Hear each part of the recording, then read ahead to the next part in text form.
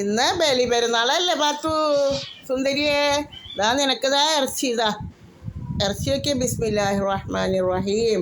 തിന്നോക്ക്, നല്ലതാ. ബലി അറുത്ത ഇറച്ചിയാണ് കേട്ടോ. അങ്ങനെ മിടുക്കി.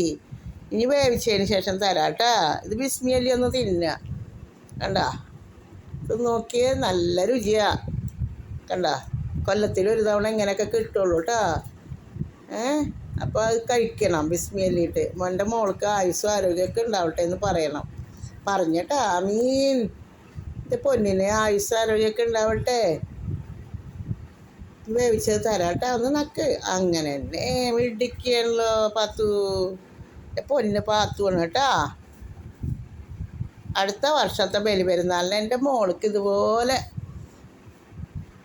ബലിമൃഗത്തിൻ്റെ ഇറച്ചി തിന്നാനുള്ള ഭാഗ്യം ഉണ്ടാവട്ടെ. അതിന് ആയുസ് ആരോഗ്യമൊക്കെ ഉണ്ടാവട്ടെ പൊന്നിന് കേട്ടാ. അങ്ങനെ മെടിക്കുക കേട്ടാ. മെടുക്കി കുഞ്ഞേ, മെടുക്കി മെടുക്കി മെടുക്കി.